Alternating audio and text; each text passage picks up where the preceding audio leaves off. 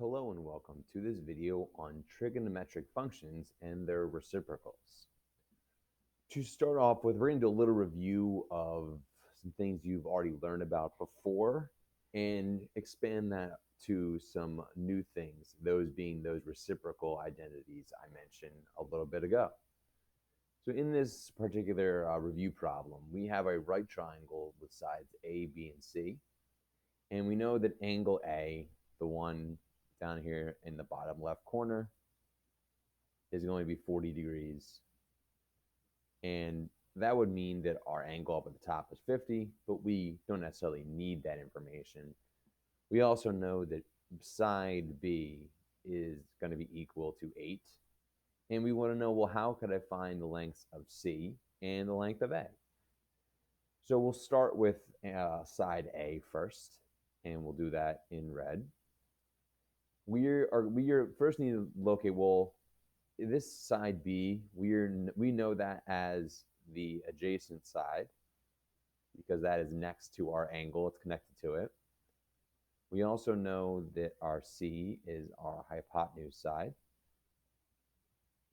And we know that A is going to be our opposite side. All of this should be review for you guys.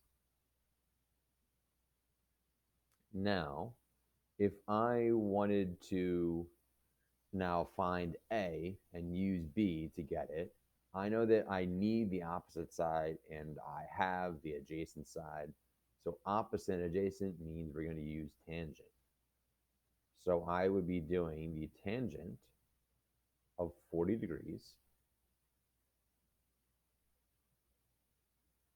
And that is going to be equal to A over 8. And so that means that we can solve this by multiplying both sides by 8. And so that means that 8 times the tangent of 40 would be equal to our A answer. And if we grab your calculator, make sure that you are in degree mode since we're looking at a 40 degrees in our problem. You would then just need to do 8 times the tangent of 40, and you would get an answer of 6.7.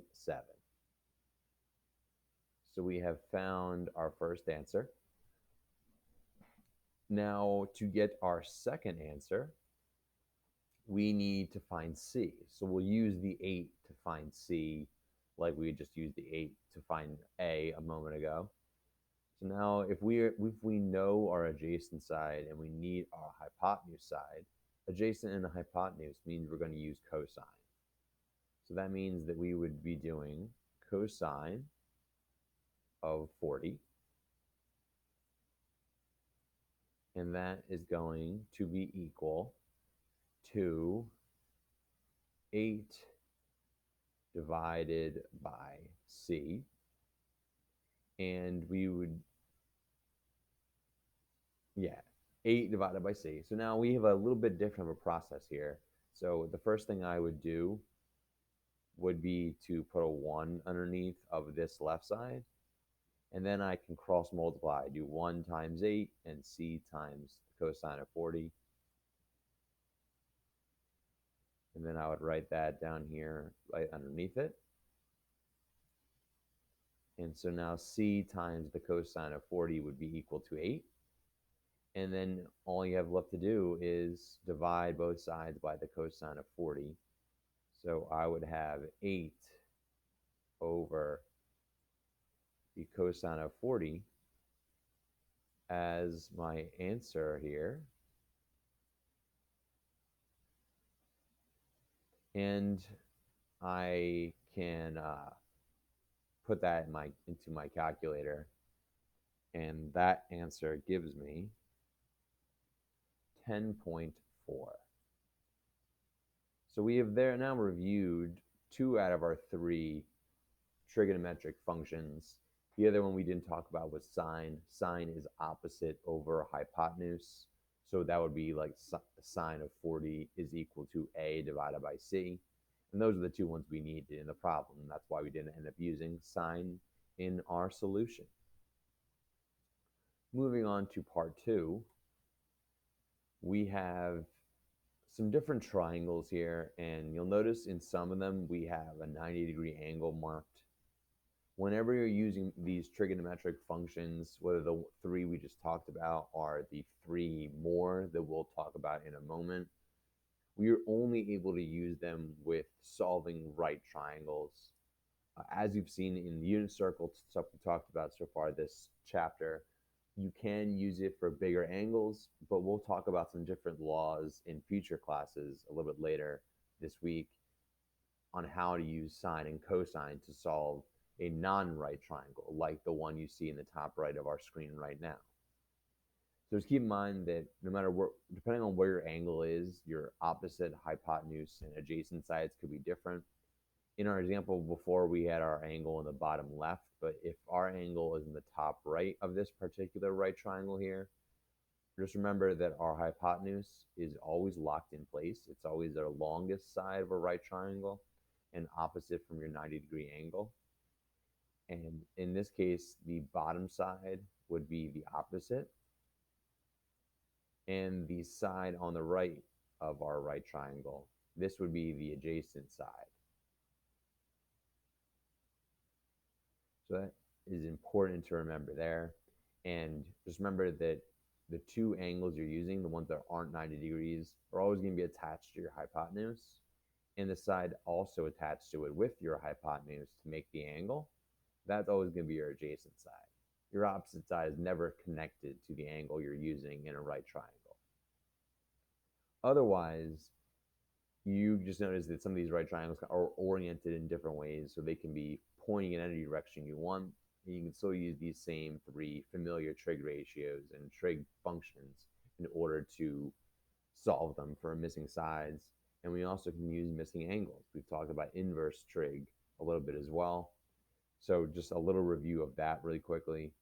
So if we had this was the angle x right there, for instance, if I wanted to find angle x, I would be doing, for instance, the inverse sine of my opposite side divided by my hypotenuse side in my calculator to find what that missing angle of x degrees would be equal to. And that is something to remember for sure. So now, if we have the next part, we're going to introduce some new information.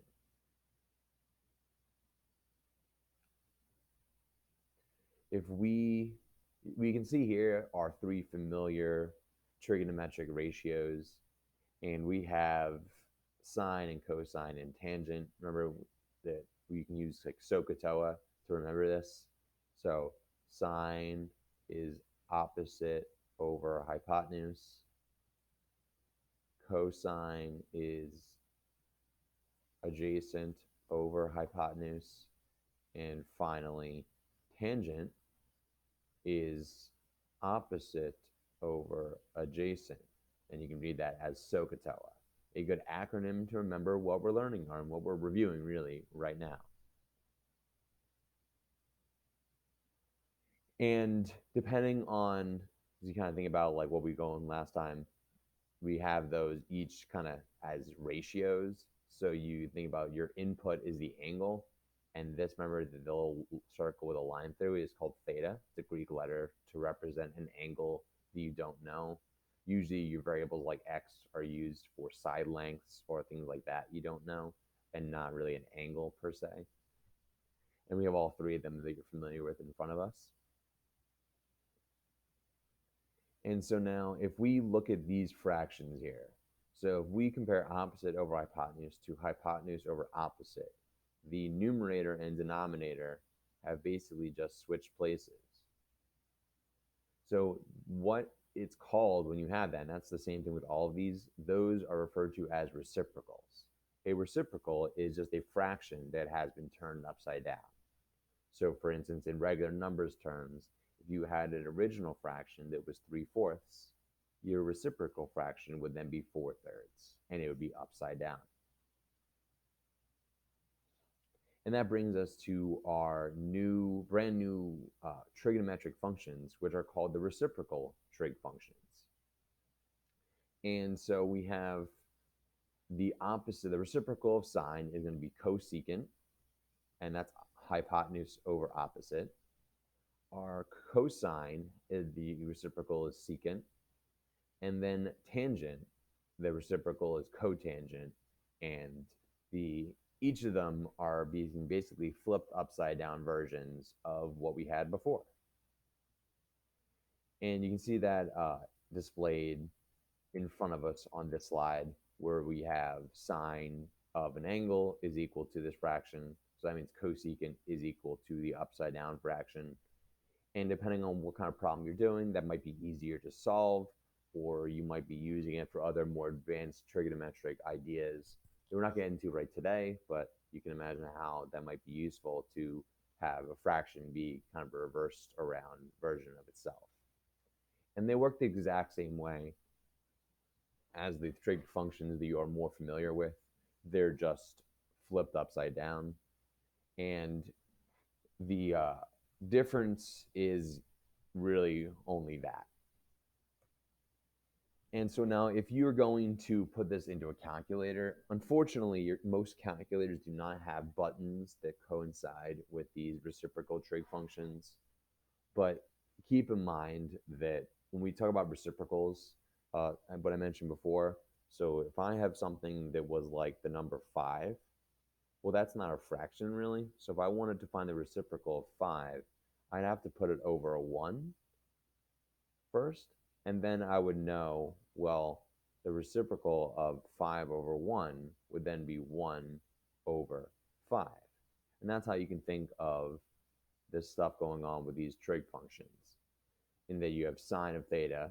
Well, if I find the reciprocal of that, well, I just need to do 1 divided by it, and then the same thing in the reverse way.